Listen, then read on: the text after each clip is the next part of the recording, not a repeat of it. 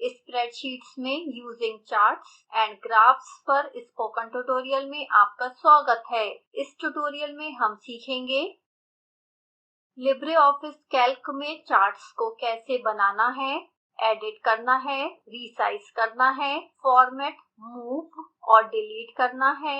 यह tutorial Ubuntu Linux OS version 1804 और LibreOffice suite version 635 का उपयोग करके रिकॉर्ड किया गया है।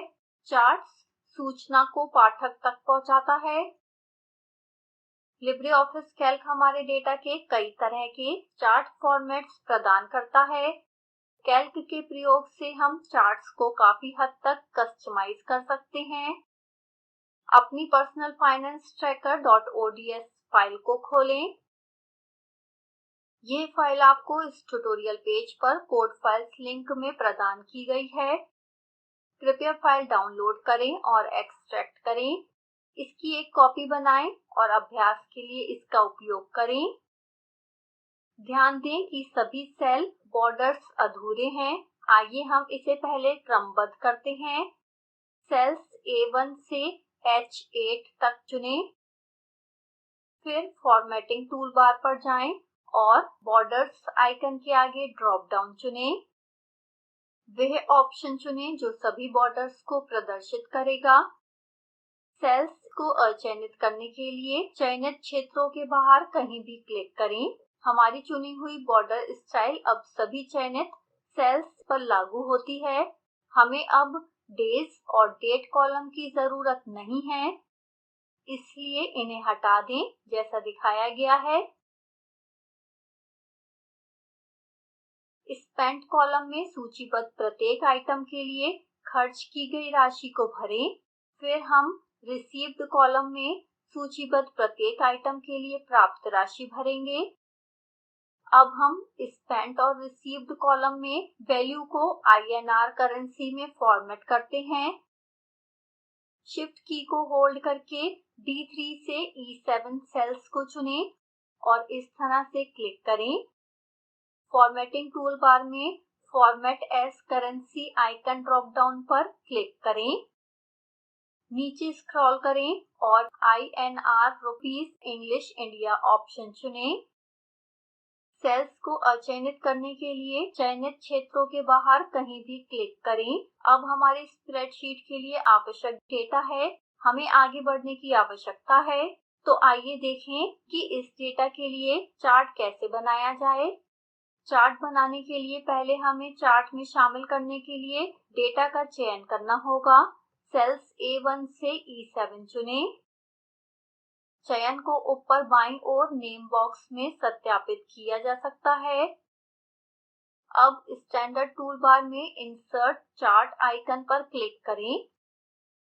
वैकल्पिक रूप से हम मेन्यू बार में इंसर्ट मेन्यू पर क्लिक कर सकते हैं और फिर चार्ट ऑप्शन पर क्लिक करें। किसी भी तरह से चार्ट विजार्ड डायलॉग बॉक्स खुलता है। यह चयन करने के लिए कई ऑप्शंस दिखाता है। अभी के लिए डिफॉल्ट सेटिंग रखें और नीचे दिए गए फिनिश बटन पर क्लिक करें।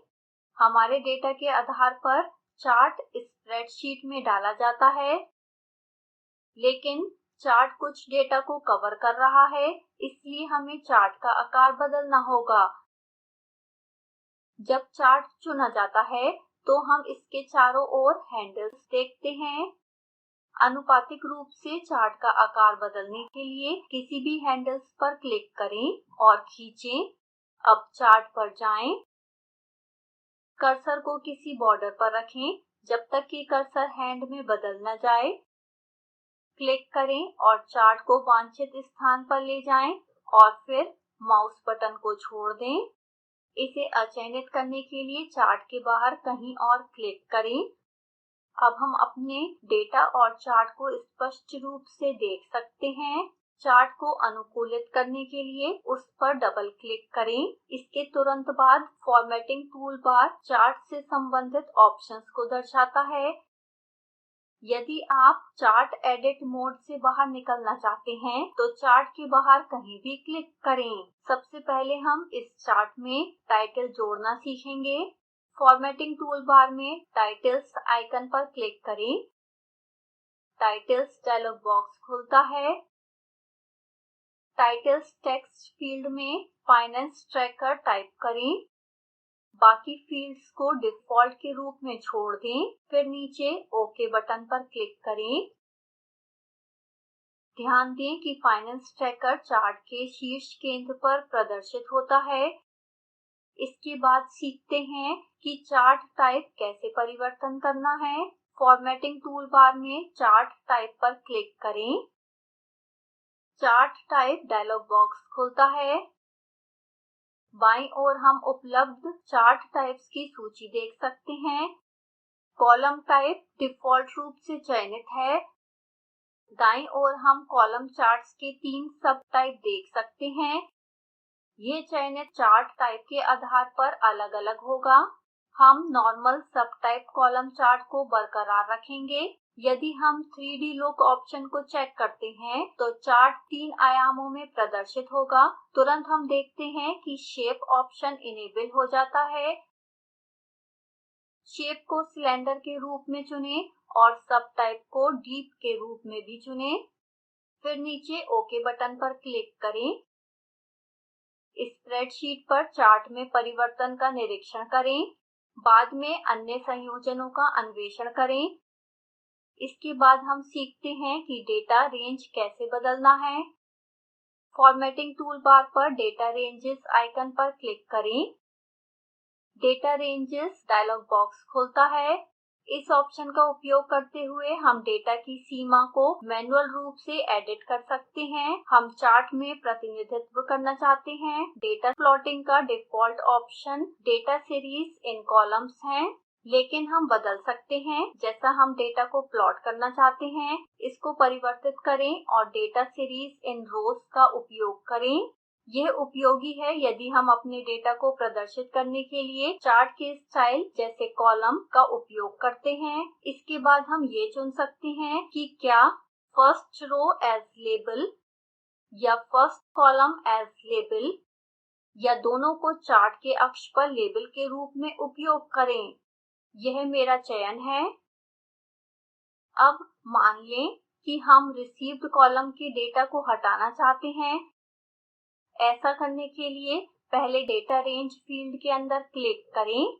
फिर रेंज को $A$1 is to $E$7 से $A$1 is to $D$7 में परिवर्तित करें। कॉलम रिसीव्ड का डेटा अब चार्ट तैयार होने पर प्रतिनिधित्व नहीं करेगा। इसके बाद हम डेटा सीरीज का फंक्शंस देखेंगे। अतः डेटा सीरीज टैब पर क्लिक करें। ध्यान दें कि हमारे डेटा कॉलम हेडिंग का प्रतिनिधित्व करने वाले 6 फील्ड्स हैं। ऐड और रिमूव बटन हमें चार्ट से डेटा की पंक्तियों को जोड़ने या हटाने की अनुमति देंगे। हम डाउन और अप बटन का उपयोग करके भी डेटा को सॉर्ट कर सकते हैं। अब हमने चार्ट में डेटा का चयन और डेटा को निरूपित करना पूर्ण कर लिया है। अतः हम नीचे ओके बटन पर क्लिक करेंगे। हमारे द्वारा चार्ट में किए गए सभी परिवर्तनों को ध्यान से देखें। इसके बाद हम सीखेंगे कि चार्ट एरिया को कैसे कस्टमाइज करना है। फॉर्मेटिंग टूल बार से चार्ट एरिया आइकन पर क्लिक करें। यहाँ शीर्ष पर 3 टैब्स हैं, बॉर्डर्स, एरिया और ट्रांसपेरेंसी। डिफॉल्ट रूप से बॉर्डर्स टैब चयनित है। यहाँ एक बड़ा सफेद बॉक्स है जो कि प्रीव्यू क्षेत्र है। स्टाइल और चार्ट बॉर्डर के रंग को बदलते हैं। ऐसा करने के लिए स्टाइल ड्रॉप डाउन पर क्लिक करें और कंटीन्यूअस चुनें। फिर कलर ड्रॉप डाउन में हम ग्रीन चुनेंगे। प्रीव्यू क्षेत्र में हुए परिवर्तनों पर ध्यान दें। फिर नीचे ओके बटन पर क्लिक करें। सभी परिवर्तनों को देखने के लिए चार्ट के बाहर क्लिक करें। ध्यान दें कि स्टाइल और चार्ट बॉर्डर का रंग बदल गया है। कुछ और फॉर्मेटिंग ऑप्शंस की जांच करते हैं। सुनिश्चित करें कि चार्ट केवल एडिट मोड में है। फॉर्मेटिंग टूल बार पर यहाँ 4 एक्सेस आइकन हैं। ये एक्सेस ऑप्शंस चार्ट बनाने वाली लाइंस को फॉर्मेट करने में मदद करते हैं। ये एक्स और वाई अक्ष पर दिखाई देने वाले टेक्स्ट के फॉन्ट को भी फॉर्मेट करते हैं। इनकी जांच करें। फॉर्मेटिंग टूल बार में एक्स एक्सेस आइकन पर क्लिक करें। एक्स एक्सेस डायलॉग बॉक्स खुलता है। यहाँ हम एक्स एक्सेस को अनुकूलित करने के लिए शीर्ष पर स्थित विभिन्न टैब देख सकते हैं। एस्केप की दबाएं या डायलॉग बॉक्स से बाहर निकलने के लिए नीचे कैंसिल बटन पर क्लिक करें। इसी तरह हम फॉर्मेटिंग टूल बार में वाई एक्सेस आइकन पर क्लिक करके वाई एक्सेस को फॉर्मेट कर सकते हैं। बाद में स्वतः ही अन्य एक्सेस आइकनों का अन्वेषण करें।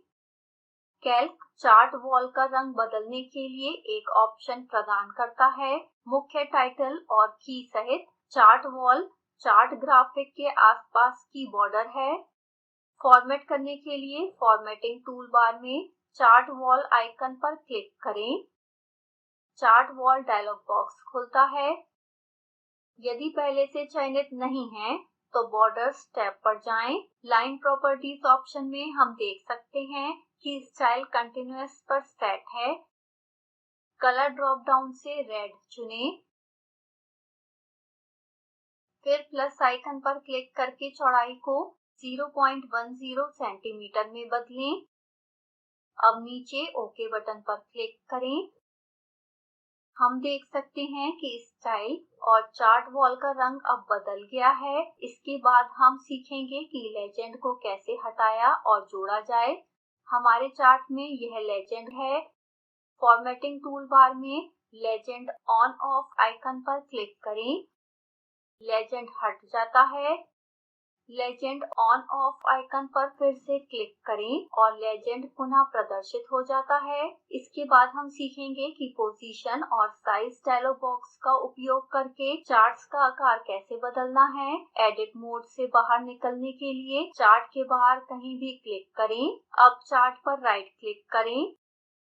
कॉन्टेक्स्ट मेन्यू से पोजीशन और साइज चुनें। पोजीशन और साइज डायलॉग बॉक्स खुलता है। शीर्ष पर पोजीशन और साइज टैब चुनें। पोजीशन सेक्शन में विभिन्न फील्ड्स हैं जो चार्ट के एक्स और वाई पोजीशन को सेट कर सकते हैं। हम साइज सेक्शन में चार्ट के विड्थ और हाइट को भी समायोजित कर सकते हैं। एक्स कोऑर्डिनेट को 1.00 और वाई कोऑर्डिनेट को 0.80 पर सेट करते हैं और नीचे ओके बटन पर क्लिक करें। ध्यान दें कि निर्दिष्ट वैल्यू के अनुसार चार्ट की स्थिति बदल गई है। फॉर्मेटिंग टूल बार में उपलब्ध इन ऑप्शंस के अलावा हम चार्ट को 2 अन्य तरीकों से फॉर्मेट कर सकते हैं। या तो मेन्यू बार में फॉर्मेट मेन्यू पर जाएं या चार्ट पर राइट क्लिक करें। फॉर्मेटिंग ऑप्शंस देखने के लिए सुनिश्चित करें कि चार्ट एडिट मोड में है। बाद में स्वतः ही इन ऑप्शंस का अन्वेषण करें। अंत में सीखते हैं कि चार्ट को कैसे हटाना है। चार्ट पर क्लिक करें और कीबोर्ड पर डिलीट की दबाएं। ध्यान दें कि चार्ट अब स्प्रेडशीट से हट गया है। अब फाइल को सेव और बंद करें। इसी के साथ हम ट्यूटोरियल के अंत में पहुंचते हैं। संक्षेप में, इस ट्यूटोरियल में हमने सीखा चार्ट को बनाना, आकार बदलना और उन्हें स्प्रेडशीट में लाना, चार्ट को एडिट और फॉर्मेट करना और चार्ट को डिलीट करना। नियत कार्य के रूप में spreadsheet-practice.ods फाइल खोलें। डेटा के लिए एक पाई चार्ट प्रविष्ट करें। चार्ट का आकार बदलें और शीट के नीचे दाएं कोने पर ले जाएं। निम्नलिखित लिंक पर मौजूद वीडियो स्पोकन ट्यूटोरियल प्रोजेक्ट को सारांशित करता है। कृपया इसे डाउनलोड करें और देखें।